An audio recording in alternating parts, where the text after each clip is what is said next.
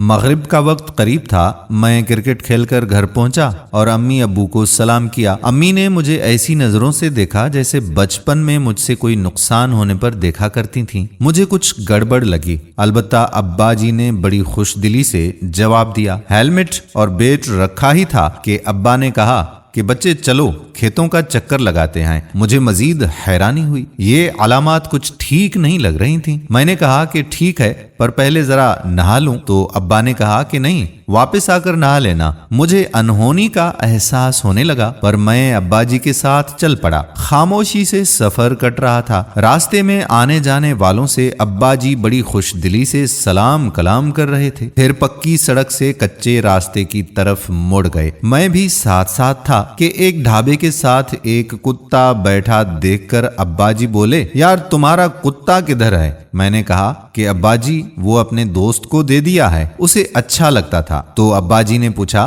کہ اب رکھو گے نیا کتا یا نہیں؟ میں نے کہا کہ رکھوں گا اگر کوئی اچھا مل گیا۔ ابا جی بولے، اسے ہی اٹھا لو، یہ بھی تو کتا ہی ہے۔ میں ہنس دیا، ابا جی یہ بے نسل کتا ہے، میں اسے بھلا کیوں رکھوں؟ ابا جی نے ہنس دیا اور بولے کہ کیا فرق ہے نسلی بے نسلی میں؟ وہ بھی بھونکے گا اور یہ بھی بھونک لیتا ہے، شاید اس کی بھونک اچھی ہو۔ میں نے کہا کہ ابا جی بھونک تو نہیں دیکھنی، بہت کچھ دیکھنا ہوتا ہے۔ اب دیکھیں یہ ٹھہرے گلی کے آوارہ کتے، ہر چیز میں منہ مارنے والے۔ اپنا کتا دیکھا ہے؟ کبھی گھر کے اس حصے میں نہیں آیا، کبھی کسی برتن میں منہ نہیں مارا، کبھی ایسا نہیں ہوا کہ کوئی کھلا برتن پڑا ہو اور اس میں منہ مارا ہو، کسی کا لباس تک کبھی ناپاک نہیں کیا۔ ابا جی ہنسنے لگے اور بولے، بیٹا کچھ باتیں کتوں اور انسانوں میں بھی ایک جیسی ہوتی ہیں، پر شرط ہے دونوں نسلی اور خاندانی ہوں۔ میں نے پوچھا کہ ابا جی مثال کے طور پر؟ تو ابا نے کہا کہ بیٹا وہ ہر برتن میں منہ نہیں مارتے۔ پھر بولے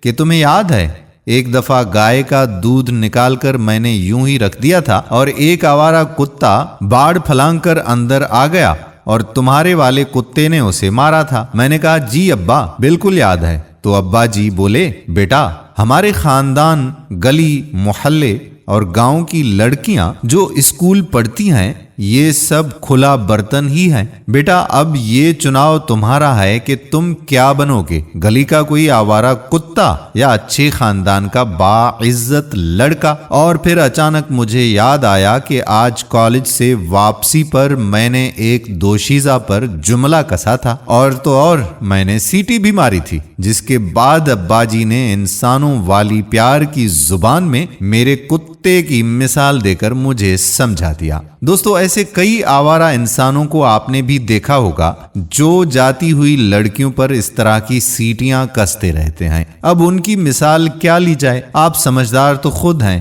ہماری جو بچیاں اسکول اور کالجز میں پڑھتی ہیں، ہم سب کی یہ کوشش ہونی چاہیے کہ وہ بیچاری بچیاں ہماری نظروں سے اور ہمارے جملوں سے محفوظ رہیں، کیونکہ ہم خود بہن بیٹیوں والے ہیں۔ امید کرتے ہیں کہ ہماری آج کی ویڈیو نوجوان نسل کو سمجھانے کے لیے بہت اچھی ہوگی۔ اگر ویڈیو اچھی لگی ہو تو اپنے دوستوں احباب کے ساتھ شیئر ضرور کیجیے گا۔ خاص طور پر اپنی ان بیٹیوں سے تو یہ ضرور کہوں گا کہ جو کالج میں پڑھتی ہیں اور اس طرح کے ماحول کا سامنا ہو تو وہ تو شیئر ضرور کریں۔ کیا پتا کہ ان گلی کے کتوں کی طرح بیہیو کرنے والے لڑکوں کو یہ بات سمجھ میں آ جائے۔ آنے والی ویڈیو تک اپنے میزبان قادر کلہوڑوں کو اجازت دیجیے۔